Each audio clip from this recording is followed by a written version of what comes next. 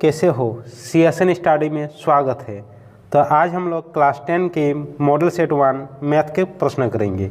इसमें कुल 40 प्रश्न है और 40 प्रश्नों का कुल कंप्लीट करेंगे। तो चलिए प्रश्नों को शुरू करते हैं। तो इसमें एक नंबर प्रश्न है कि 120 को अभाज्य गुणनखंडों के गुणनफल के रूप में लिखा जा सकता है। तो 120 का अभाज्य गुणनखंड करेंगे। तो चलिए देख लेते हैं। 120 तो इसको 2 से चलाएंगे तो कितना 60 बार चलेगा। फिर 2 से चलाएंगे कितना बार चलेगा 30 बार। फिर 30 को चलाएंगे 2 से तो 15। फिर 15 को चलाएंगे 3 5, यानी 3 को 2 और 1 3 और 1 5। तो 3 को 2 1 3 1 5 किसमें है? ऑप्शन नंबर ए, यानी ऑप्शन नंबर ए इसका सही आंसर है। अगला प्रश्न 2 नंबर देखते हैं। अगला प्रश्न 2 नंबर कि 306 तथा 657 का महत्तम समावर्त 9 दिया है। 306 तथा 657 का लघुत्तम समावर्त क्या होगा? मतलब दो संख्या का एचसीएफ 9 दिया है और एलसीएम निकालने के लिए बोला गया है। तो हम लोग क्या जानते हैं कि दो संख्या का गुणनफल बराबर एलसीएम गुना एचसीएफ। तो 306 गुना 657 बराबर एलसीएम गुना एचसीएफ। एचसीएफ कितना है 9। तो 9 से इसमें काटेंगे 9 3 27, 4 4 9 36। तो 34 और 657 को गुना करेंगे कितना आएगा 22,338, यानी ऑप्शन नंबर 20 का सही आंसर है। अगला प्रश्न 3 नंबर है इसमें कि 15 और 25 का एचसीएफ ज्ञात करें। तो एचसीएफ कैसे निकालेंगे? जैसे 15 का हम फैक्टर करेंगे तो 3 गुना 5 होगा और 25 को फैक्टर करेंगे तो क्या होगा 5 गुना 5। तो एचसीएफ किसको बोला जाता है? जो कॉमन में होता है। तो दोनों में कॉमन क्या है 5, यानी एचसीएफ बराबर 5 होगा। तो इसमें एचसीएफ बराबर 5 कौन सा ऑप्शन नंबर है? ऑप्शन नंबर ए, यानी ऑप्शन ए इसका सही आंसर है। अगला प्रश्न 4 नंबर इसमें है कि एक प्राकृत संख्या का अभाज्य गुणनफल उसके गुणनफल के क्रम को छोड़ते हुए डैश होते हैं। इसे क्या कहते हैं? अद्वितीय, यानी ऑप्शन नंबर बी इसका सही आंसर है। अगला प्रश्न 5 नंबर है कि द्विघात बहुपद होगा जिसके शून्यों का योग √2 और गुणनफल 1/3 है। तो शून्यों का योग क्या होता है? -b/a बराबर कितना है √2 और नीचे कुछ नहीं है यानी 1 है। और शून्यों का गुणनफल यानी c/a कितना है 1/3। तो यहाँ पर देखिए a बराबर 3 है, लेकिन यहाँ पर a बराबर 1 है। तो दोनों को समान करेंगे तो 3 से गुना करेंगे, यहाँ पर भी 3 से गुना करेंगे, यानी a बराबर 3 हो गया हम लोग का, b बराबर -3√2 और c बराबर 1। यानी द्विघात बहुपद क्या होता है? ax² + bx + c, यानी द्विघात बहुपद होता है ax² + bx + c। तो a हम लोग का कितना निकला था? a निकला था हम लोग का 3, यानी 3x²। b निकला था हम लोग का 3√2, यानी 3√2x। और c निकला था 1, यानी +1, यानी ऑप्शन नंबर बी इसका सही आंसर है। अगला प्रश्न इसमें 6 नंबर है। अगला प्रश्न 6 नंबर, यदि ax² + bx + c के शून्यक अल्फा और बीटा है तो अल्फा प्लस बीटा का मान क्या होगा? अल्फा प्लस बीटा यानी शून्यों का योग है इसमें, और शून्यों का योग का फॉर्मूला क्या होता है? -b/a। तो -b/a कौन सा ऑप्शन में? ऑप्शन नंबर ए इसके सही आंसर है। अगला प्रश्न 7 नंबर कि किसी बहुपद px के लिए ग्राफ आकृति में दिया गया है, बहुपद के शून्यकों की संख्या होगी। यहाँ पर बोला गया कि px के लिए, यानी x एक्सिस देखेंगे तो x एक्सिस ये वाला। तो x एक्सिस में कोई भी इसमें वक्र रेखा भी काट रही है? नहीं काट रही, यानी कुछ नहीं काट रही, यानी 0, यानी शून्यों की संख्या क्या हो जाएगी 0, यानी ऑप्शन नंबर ए इसका सही आंसर है। अगला प्रश्न इसमें 8 नंबर है कि समीकरण युग्म a1x + b1 + c1 बराबर 0 तथा a2x + b2y + c2 बराबर 0 में यदि a1/a2 बराबर b1/b2 इज नॉट c1/c2 हो तो समीकरण युग्मों का क्या होगा? देखिए इसमें a1/a2 बराबर है b1/b2 इज नॉट c1/c2। तो इसको क्या बोलते हैं? इसको मतलब कोई हल नहीं इसको बोला जाता है, यानी कोई हल नहीं किसमें? ऑप्शन नंबर सी इसका सही आंसर है। अगला प्रश्न इसमें है 9 नंबर कि समीकरण युग्म 2x - 3y बराबर 0 तथा 3x + 4y + 20 बराबर 0 द्वारा निरूपित सरल रेखाएं हैं। 4 ऑप्शन है। ऑप्शन ए है समपाती, ऑप्शन बी है प्रतिच्छेद, ऑप्शन सी है समांतर, ऑप्शन डी है लंबवत। तो देखिए सबसे पहले हम लोग a1/a2 निकालेंगे। तो a1/a2, तो a1 कितना है 2/a2, a2 कितना है 3 बराबर b1 कितना है इसमें -3, यानी -3/b2, b2 कितना है 4। तो दोनों को इसमें a1/a2 2/3 है, लेकिन इसमें b1/b2 कितना है -3/4। दोनों बराबर नहीं इज नॉट, और जो बराबर दोनों नहीं होते उसकी क्या बोलते हैं प्रतिच्छेद, यानी इसका आंसर हो जाएगा प्रतिच्छेद करती है, ऑप्शन नंबर बी इसका सही आंसर होगा। अगला प्रश्न इसमें 10 नंबर है कि सी के किस मान के लिए समीकरण युग्म cx - y = 2 तथा 6x - 2y = 4 का अनंत हल है। तो अनंत हल का फॉर्मूला क्या होता है, a1/a2 बराबर b1/b2 बराबर c1/c2 होता है। तो इसमें a1 कितना है, a1 इसमें c है तो c/a2 कितना है इसमें 6 बराबर b1 इसमें कितना है -1/b2 कितना है -2 यानी -2 माइनस कट जाएगा, 2 3 6 कट जाएगा यानी c बराबर 3। तो c बराबर 3 कौन सा ऑप्शन नंबर ए में, यानी ऑप्शन नंबर ए इसका सही आंसर है। अगला प्रश्न इसमें 11 नंबर है कि समीकरण युग्म 2x - y = 5 और 3x + 2y = 4 का हल क्या होगा। इसमें x और y का मान निकालने के लिए बोले, तो देखिए इसमें -y है, इसमें 2y है, तो इसमें यानी समीकरण एक में हम 2 से गुणा कर देंगे, तो यहाँ पर -2y + 2y दोनों को ऐड कर देंगे तो कट जाएगा ये वाला। यहाँ पर क्या हो जाएगा अब 2x × 2 यानी 4x और यहाँ पर 3x यानी 7x हो जाएगा। 7x बराबर यहाँ पर 5 2 में 10 और 4 14 यानी 7 2 में 14, तो x बराबर 2 आ गया। अब x के मान को हम लोग समीकरण एक में रख देते, तो 2 × x यानी 4 -y बराबर 5, तो यहाँ पर 4 - 5 बराबर y यानी y बराबर -1, तो x बराबर 2 और y बराबर -1 कौन सा ऑप्शन है, ऑप्शन नंबर ए में है, यानी इसका आंसर है ऑप्शन नंबर ए सही आंसर है। अगला प्रश्न इसमें 12 नंबर है कि वह रैखिक समीकरण युग्म जिसका कोई हल नहीं होता है क्या कहलाता है। जिसका कोई हल होता नहीं, जैसे a1/a2 बराबर b1/b2 बराबर c1/c2 इज नॉट होता है, इसको क्या बोलते हैं, समांतर रेखा है। तो समांतर रेखा इसमें किसी ऑप्शन में नहीं है, यानी ऑप्शन नंबर डी इसका सही है, इनमें से कोई नहीं।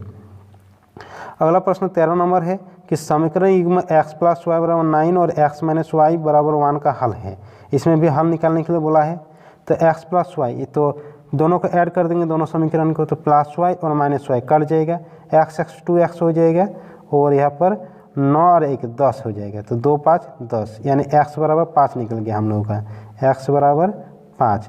और इस x के मान को हम लोग समीकरण एक में रख देते हैं, तो x बराबर 5 + y बराबर 9 यानी y बराबर 9 में 5 जाएगा 4, तो x बराबर 5 y बराबर 4, तो 5 और 4 कौन सा ऑप्शन में है, इसमें 5 और 4 ऑप्शन नंबर सी में है, यानी ऑप्शन नंबर सी इसका सही आंसर है। अगला प्रश्न इसमें 14 नंबर देखेंगे कि निम्नलिखित में से कौन सा द्विघात समीकरण है। तो द्विघात समीकरण क्या फॉर्मूला क्या होता है, ax² + bx + c। तो तीनों को चेक करेंगे, जिसमें ये वाला आएगा वो वाला द्विघात समीकरण होगा, जैसे option number A x × x x² होगा, यहाँ पर x × -3 होगा बराबर x² -7, तो +x² यहाँ पर बराबर है और +x² कट जाएगा, तो x² तो कट गया यानी ax² नहीं होगा, यानी ये द्विघात समीकरण ऑप्शन नंबर ए नहीं होगा। अगला ऑप्शन देख चेक कर लेते बी नंबर, x + 1 का होल स्क्वायर क्या होता है, a² + 2ab + b² बराबर x² - 5x, तो यहाँ पर भी x² और x² कट जाएगा, तो x² कट गया यानी ये भी द्विघात समीकरण नहीं होगा। अगला प्रश्न ऑप्शन नंबर सी देखते हैं, x + 1 का होल स्क्वायर, तो क्या होगा x² + 2x + 1 बराबर 2 × x 2x -2 × -3 यानी 6 + 2x कट जाएगा, यहाँ पर बचेगा क्या x² यहाँ पर +1 और यहाँ पर -1 है, तो इधर +6 हो जाएगा, तो 1 और 6 यानी 7, तो x² + 7। और द्विघात समीकरण का फॉर्मूला क्या होता है, ax² + bx + c = 0, तो इसमें तो x² आ गया यानी ये द्विघात समीकरण है, यानी ऑप्शन नंबर सी इसका सही आंसर है। अगला प्रश्न 15 नंबर कि यदि विभक्त D 0 से बड़ा हो तो मूल होंगे। तो D जब 0 से बड़ा होता है तो उसके क्या होता है, वास्तविक और भिन्न, यानी वास्तविक और भिन्न किस में, ऑप्शन नंबर ए इसका सही आंसर है। अगला प्रश्न 16 नंबर देखते हैं कि द्विघात समीकरण x² + x - 1 बराबर 0 के मूलों की प्रकृति क्या होगी। तो यानी इसको मूलों की प्रकृति निकालेंगे, तो a बराबर कितना है यहाँ पर x² यानी 1, b बराबर भी 1 है और सी बराबर क्या है -1, सी बराबर -1। तो डी बराबर क्या फॉर्मूला होता है, B square minus 4ac, B है 1 स्क्वायर माइनस 4 इंटू ए है 1 और सी है -1। तो 1 स्क्वायर यानी 1 और माइनस इंटू माइनस यानी प्लस और 4 एकम 4, तो 4 और 1 5, 4 और 1 क्या होगा 5 और 5 0 से बड़ा है। तो जब डी का मान 0 से बराबर होता है तो 0 से बड़ा होता है तो क्या होता है वास्तविक तथा भिन्न, भिन्न यानी असमान, वास्तविक तथा असमान यानी ऑप्शन नंबर 20 का सही आंसर है। अगला प्रश्न इसमें 17 नंबर है कि ax square plus bx plus c बराबर 0 के दो भिन्न वास्तविक मूल होंगे। तो इसमें दो भिन्न वास्तविक मूल होंगे, ये निकाल। तो दो भिन्न वास्तविक मूल में क्या होता है कि बी स्क्वायर माइनस 4ac 0 से बड़ा होगा। तो इसमें कौन सा ऑप्शन में है, ऑप्शन नंबर सी में, यानी ऑप्शन नंबर सी इसका सही आंसर है। अगला प्रश्न 18 नंबर है कि द्विघात समीकरण x square minus x plus 3 बराबर 0 का विभक्तर क्या होगी। तो विभक्तर क्या होता है, डी बराबर B square minus 4ac, B कितना है यहाँ पर -1, तो -1 स्क्वायर माइनस 4 इंटू ए है यहाँ पर एक्स स्क्वायर यानी 1 और सी है 3, तो यहाँ पर -1 स्क्वायर यानी 1 हो जाएगा यहाँ पर, और यहाँ पर है -4ac और 4 3 12, तो 1 माइनस 12 बराबर कितना होगा -11। तो -11 कौन सा ऑप्शन में है इसमें, ऑप्शन नंबर डी में, यानी ऑप्शन नंबर डी इसका सही आंसर है। अगला प्रश्न इसमें 19 नंबर है कि यदि द्विघात समीकरण x square minus 4x plus के बराबर 0 का मूल समान है तो के का मान क्या होगा। तो मूल समान है तो मूल समान होने पर क्या होता है कि बी स्क्वायर माइनस 4ac बराबर 0 होता है। तो बी स्क्वायर बी यहाँ पर कितना -4, तो -4 स्क्वायर -4 इंटू ए है 1 और सी है के बराबर 0 तो 4 स्क्वायर यानी 16 -4 के बराबर 0, तो 16 - 4 के बराबर 0 हम लोग का आया, 16 - 4 के बराबर 0, तो 16 बराबर यहाँ पर 4 के हो जाएगा, 4 4 16 यानी के बराबर 4, तो के बराबर 4 इसमें किस में है, के बराबर 4 ऑप्शन नंबर ए में, यानी ऑप्शन नंबर ए इसका सही आंसर है। अगला प्रश्न 20 नंबर की द्विघात समीकरण x square minus 5x plus 6 का मूल ज्ञात करें।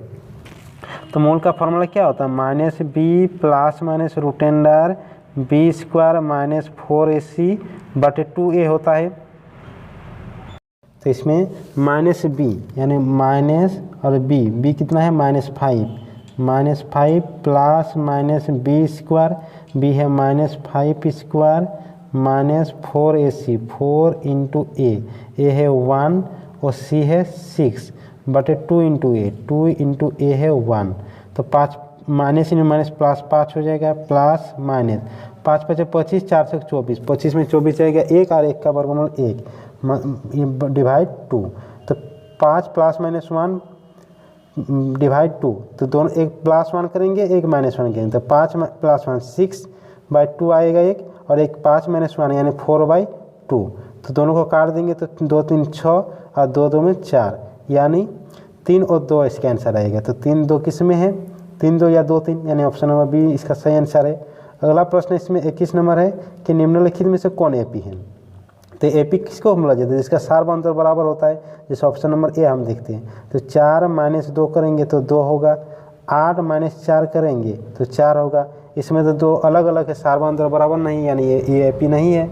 अब ऑप्शन नंबर बी देख लेते हैं, इसमें क्या करेंगे 3 - 1 बराबर 2, 5 - 3 बराबर 2, 7 - 5 बराबर 2, इसमें तीनों बराबर है, यानी ये इसका सार्वअंतर बराबर है, यानी ये सही है, यानी ऑप्शन नंबर बी इसका सही आंसर होगा। अगला प्रश्न 22 नंबर कि एपी 2 7 12 का 10वां पद क्या होगा। यानी इसमें ए बराबर कितना दिया है 2 और डी बराबर 7 - 2 यानी 5, 10वां पद निकालने बोले तो 10वां a10 बराबर क्या होगा a + 9d, तो a कितना है 2 + 9 इंटू डी कितना है 5, तो 9 5 45 45 2 47 यानी 47 इसका आंसर होगा। तो 47 कौन सा ऑप्शन में, ऑप्शन नंबर सी इसका सही आंसर होगा। अगला प्रश्न इसमें 23 नंबर है कि 2 अंक वाली कितनी संख्या 3 से विभाजित होगी। तो 2 अंक वाली संख्या देखिए किससे स्टार्ट होती है 10 से, तो 10 तो 3 से विभाजित नहीं होगी, 11 भी 3 से विभाजित नहीं होगी, 12 होगी, यानी पहला 12 होगा, फिर 15 होगा, इस तरह चलेगा। लास्ट कितना तक चलेगा? 99 तक। तो इसमें a बराबर कितना है? 12, d बराबर 15 - 12 3 और an यानी अंतिम पद बराबर 99 आया।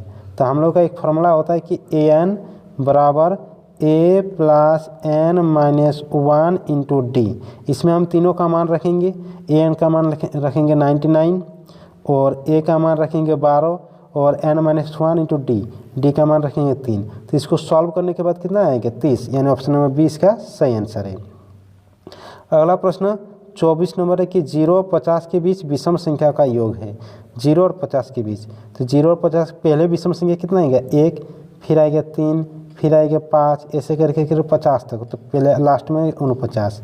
तो इसमें a बराबर 1, d बराबर 3 माइनस 1 यानी 2 और अंतिम पद a बराबर 49। तो an बराबर क्या फॉर्मूला होता है? an बराबर a plus n minus 1 into D. तो an इसमें है 49, a बराबर है 1 और n माइनस 1 और d है 2। तो 49 में 1 जाएगा यानी 48 बराबर n माइनस 1। अगला प्रश्न इसमें 24 नंबर की 0 और 50 के बीच की विषम संख्या का योग होगा। तो 0 और 50 के बीच विषम संख्या, तो पहले आएगा 1, फिर आएगा 3, फिर 5, ऐसे करके 50 तक। तो लास्ट में आएगा 49। तो इसमें a बराबर कितना होगा? 1, d बराबर कितना होगा? 3 माइनस 1 2 और अंतिम पद a बराबर होगा 49। तो इसको हम लोग an बराबर a plus n minus 1 into D से हम n का मान निकालेंगे।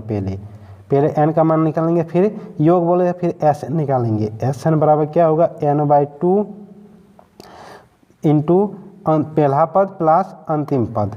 इसमें हम मान पुट कर देंगे। n का मान जो निकालेंगे यहाँ पर n का मान रख देंगे, फिर a का मान रख देंगे, फिर an का मान निकाल लेंगे। तो इसको निकालने के बाद हम लोग का आंसर आएगा 625, यानी ऑप्शन नंबर सी इसका सही आंसर होगा।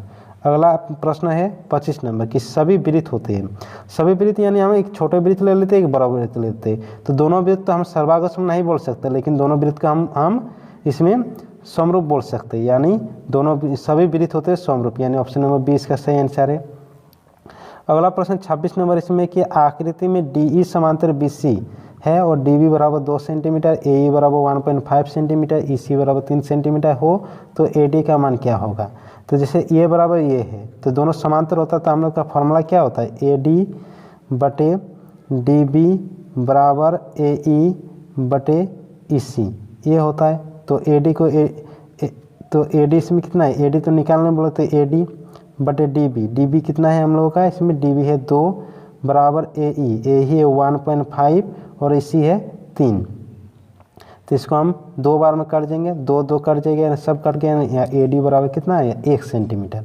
तो 1 सेंटीमीटर यानी ऑप्शन नंबर डी इसका सही आंसर है। अगला प्रश्न हम लोग का 27 नंबर कि यदि दो त्रिभुज के संगत कोण बराबर हो तो त्रिभुज का समरूप होता है, इस कसौटी को किस नाम से जाना जाता है?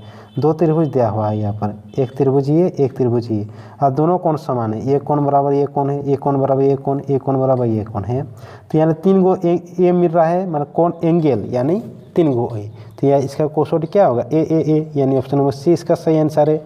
अगला प्रश्न इसमें 28 नंबर है कि त्रिभुज ABC तथा त्रिभुज PQR के लिए कौन सा कथन सत्य है? तो देखिए इसमें कोण A बराबर कोण P है, कोण B बराबर कोण Q है, कोण C बराबर कोण R है, यानी ABC से होकर यहाँ पर PQR आ रहा है, यानी ABC समरूप त्रिभुज PQR होगा। किसमें? ऑप्शन नंबर ए में, यानी ऑप्शन नंबर ए इसका सही आंसर है। अगला प्रश्न इसमें 29 नंबर है, यदि 2 समरूप त्रिभुज के संगत भुजा का अनुपात 4:9 है तो उनके क्षेत्रफल का अनुपात होगा। तो क्षेत्रफल का अनुपात क्या होता है? संगत भुजा के वर्ग का अनुपात। तो संगत भुजा कितना है? 4/9 का वर्ग। तो वर्ग निकालेंगे तो 4 × 4 = 16, 9 × 9 = 81, यानी 16:81। तो 16:81 कौन सा ऑप्शन में है? ऑप्शन नंबर डी, यानी ऑप्शन नंबर डी इसका सही आंसर है। अगला प्रश्न 30 नंबर है कि एक समबाहु त्रिभुज की भुजा 2a है, उसके शीर्ष लंब की लंबाई क्या होगा? समबाहु त्रिभुज यानी तीनों भुजा समान होगा, इसकी प्रत्येक भुजा 2a है, ये भी 2 है, यहाँ पर शीर्ष लंब है यानी ए होगा, ये ए होगा, यहाँ पर शीर्ष लंब है यानी 90 डिग्री। तो एक फार्मूला हम लोग है क्या होता है कि कर्ण स्क्वायर बराबर लंब स्क्वायर प्लस आधार स्क्वायर। कर्ण इसमें कितना है? 2a है, 2a बराबर बराबर होगा लंब स्क्वायर, लंब का हम एल लिख लेते हैं, एल स्क्वायर प्लस आधार, आधार है इसमें ए स्क्वायर, तो दो ए स्क्वायर यानी 4a स्क्वायर बराबर एल स्क्वायर इसमें ए स्क्वायर, तो 4a स्क्वायर माइनस ए स्क्वायर यानी 3a स्क्वायर बराबर एल स्क्वायर, तो इसमें एल निकालेंगे तो एल बराबर क्या हो जाएगा √3 हो जाएगा, और इस ए स्क्वायर का ए हो जाएगा यानी √3a, एल बराबर √3a इसमें किस में है ऑप्शन नंबर ए, यानी ऑप्शन नंबर ए इसका सही आंसर होगा। अगला प्रश्न 31 नंबर है कि त्रिभुज ABC में AB बराबर 6√3 सेंटीमीटर, AC बराबर 12 सेंटीमीटर तथा BC बराबर 6 सेंटीमीटर, कौन B का मान क्या होगा। तो इसमें हम लोग सबसे पहले देखेंगे कि सबसे बड़ा मान क्या है, 12 है इसमें, तो हम लिखेंगे 12 स्क्वायर बराबर फिर क्या है 6√3, तो 6√3 स्क्वायर का होल स्क्वायर प्लस 6 स्क्वायर यानी 6 स्क्वायर, तो 12 12 144 होगा यहाँ पर बराबर 6 3 6 6 36 और 3 36 संग 108 होगा, यहाँ पर 108 प्लस 6 6 36, तो दोनों को ऐड करेंगे कितना 144 होगा, और यहाँ पर 108 और 36 जो योग करेंगे तो कितना होगा 144, यानी 144 बराबर 144 यानी क्या आ रहा है यहाँ पर AC स्क्वायर बराबर AB square plus BC square आ रहा है, यानी AC यहाँ पर एक फॉर्मूला हम लोग का होता है कि कर्ण स्क्वायर बराबर लंब स्क्वायर प्लस आधार स्क्वायर, तो कर्ण यहाँ पर क्या है AC, तो जैसे समकोण त्रिभुज का हम लोग कैसे लिखते हैं AC लिखते हैं, कर्ण ये वाला हो गया AC, तो यहाँ पर B होगा, तो ये वाला कोण कितना होता है 90 डिग्री, यानी कोण B इसमें निकालेंगे कि कोण B का मान क्या होगा, तो कोण B का मान कितना आ रहा है 90 डिग्री, तो 90 डिग्री ऑप्शन नंबर C है, तो ऑप्शन नंबर C इसका सही आंसर है। अगला प्रश्न 32 नंबर, एक वृत्त की कितनी स्पर्श रेखाएं हो सकती है, एक वृत्त है और उसमें कितने स्पर्श रेखा खींच सकते हैं, जैसे स्पर्श रेखा जो टाच कर गया तो हम लोग अनेक खींच सकते हैं, अपरिमित रूप से अनेक होगा इसका आंसर, तो अपरिमित रूप से ऑप्शन नंबर C इसका आंसर सही होगा। अगला प्रश्न इसमें 33 नंबर है कि वृत्त के केंद्र से 13 सेंटीमीटर दूर स्थित किसी बिंदु से वृत्त पर खींची गई स्पर्श रेखा की लंबाई 12 सेंटीमीटर है, वृत्त की त्रिज्या क्या होगी।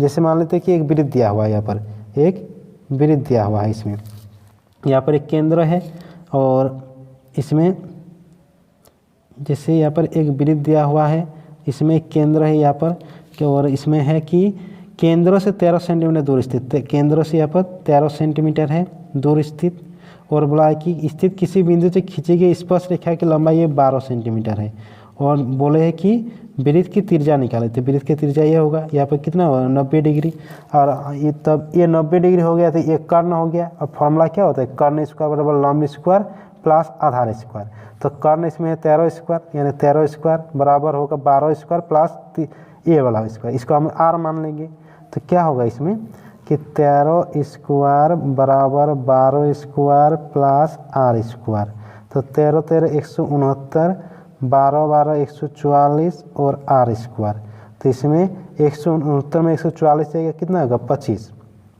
बराबर R स्क्वायर, यानी R बराबर 25 का बराबर कितना होगा 5, यानी R बराबर हम लोग कितना निकलेगा 5 सेंटीमीटर, तो 5 सेंटीमीटर ऑप्शन नंबर 20 का सही आंसर होगा। अगला प्रश्न 34 नंबर है कि एक वृत्त Q से एक वृत्त को स्पर्श रेखा की लंबाई 24 सेंटीमीटर है तथा Q की केंद्र से दूरी 25 सेंटीमीटर है, वृत्त की त्रिज्या है। इसमें देखिए एक वृत्त है, इसमें एक वृत्त है, इसमें वृत्त इसमें है कि स्पर्श रेखा की लंबाई, एक वृत्त पर स्पर्श रेखा की लंबाई 24 सेंटीमीटर है, मतलब स्पर्श रेखा ये है, यहाँ पर गलत हो गया 24 सेंटीमीटर है, ये 24 सेंटीमीटर है और केंद्र से ये 25 सेंटीमीटर है, और वृत्त की त्रिज्या निकालने बोले तो यहाँ पर समकोण होता है, तो समकोण के ऑपोजिट क्या होता है कर्ण, कर्ण स्क्वायर यानी 25 स्क्वायर बराबर लंब स्क्वायर यानी R स्क्वायर बराबर 24 स्क्वायर होगा इसमें, तो कर्ण स्क्वायर यानी 25 स्क्वायर बराबर R स्क्वायर प्लस 24 स्क्वायर, तो 25 25 625 और 24 24 576, यानी 625 माइनस 576 बराबर R स्क्वायर, इसको सब्ट्रैक्ट करेंगे 15 में 6 जाएगा 9, 11 में 7 जाएगा 4 बराबर R स्क्वायर, तो R स्क्वायर बराबर 49 आ गया हम लोग का, R स्क्वायर बराबर 49, तो यहाँ पर R बराबर कितना होगा 49 के वर्गमूल 7, तो 7 सेंटीमीटर, तो 7 सेंटीमीटर किस में है ऑप्शन नंबर ए, यानी ऑप्शन नंबर ए इसके सही आंसर है। अगला प्रश्न है 35 नंबर कि दो सकेंद्रीय वृत्त की त्रिज्याएं 3 सेंटीमीटर तथा 5 सेंटीमीटर है, बड़े वृत्त की उस जीवा की लंबाई क्या होगी जो छोटे वृत्त को स्पर्श करती है। इसमें तो इसमें क्या है कि एक वृत्त है, जैसे दो वृत्त, एक वृत्त ये है और एक वृत्त ये है, मतलब दोनों वृत्त के केंद्र एक है, यहाँ पर केंद्र है। इसमें बोला है कि छोटे वृत्त की त्रिज्या 3 सेंटीमीटर तथा बड़े वृत्त की त्रिज्या 5 सेंटीमीटर है। बड़े वृत्त की उस जीवा की लंबाई ज्ञात कीजिए जो छोटे वृत्त को स्पर्श करती है, मतलब ये वाला। इसमें क्या है कि छोटे वृत्त की त्रिज्या 3 सेंटीमीटर, मतलब ये 3 सेंटीमीटर है, और बड़े वृत्त की त्रिज्या 5 सेंटीमीटर, यानी 5 सेंटीमीटर है। ये 5 है, ये 3। तो इसमें ये क्या है, कर्ण है, या पर यह लंब है, या आधार। तो क्या होता है, कर्ण स्क्वायर यानी 5 स्क्वायर बराबर लंब स्क्वायर यानी 3 स्क्वायर प्लस आधार स्क्वायर, आधार को हम ए मान लेते हैं इसमें, तो ए स्क्वायर। तो 5 × 5 = 25, 3 × 3 = 9, तो 25 में 9 जाएगा यानी 16 बराबर ए स्क्वायर, यानी ए बराबर हम लोग का कितना आएगा, 16 का वर्गमूल 4। तो ये आधा है हम लोग का 4, तो ये भी 4 होगा, अगर ये 4 आ रहा है तो ये भी 4 होगा, यानी 4 × 4 कितना हो जाएगा, 8, यानी 8 सेंटीमीटर, यानी ऑप्शन नंबर ए इसका सही आंसर है। अगला प्रश्न 36 नंबर है कि थीटा केंद्रीय कोण और आर थीटा बटे त्रिज्याखंड का क्षेत्रफल। तो त्रिज्याखंड का क्षेत्रफल क्या होता है, पाई आर स्क्वायर थीटा बटे 360 डिग्री। तो पाई आर स्क्वायर थीटा बटे 360 डिग्री किस में है, ऑप्शन नंबर बी में, यानी ऑप्शन नंबर बी इसका सही आंसर है। अगला प्रश्न है इसमें 37 नंबर की वृत्त की सबसे बड़ी जीवा को कहते हैं। जैसे वृत्त है, वृत्त की सबसे बड़ी जीवा व्यास होता है जो केंद्र से होकर गुजरती है, तो वृत्त से सबसे बड़ी जीवा को क्या कहते हैं, व्यास, यानी ऑप्शन नंबर सी इसका सही आंसर है।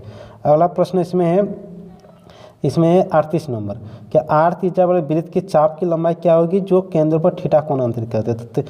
तो चाप की लंबाई का फॉर्मूला क्या होता है, पाई आर थीटा बटे 180 डिग्री होता है। इसको हम अगर इधर भी 2 से गुना कर देंगे, इधर भी 2 से गुना कर देंगे, तो क्या हो जाएगा, 2 पाई आर थीटा और 180 × 2 यानी 360 डिग्री। तो 2 पाई आर थीटा बटे 360 डिग्री किस में है, 2 पाई आर थीटा बटे 360 डिग्री, यानी ऑप्शन नंबर सी इसका सही आंसर है। अगला प्रश्न 39 नंबर कि 6 सेंटीमीटर त्रिज्या वाले एक वृत्त के त्रिज्याखंड का क्षेत्रफल जो केंद्र पर 60 डिग्री कोण अंतरित करता है।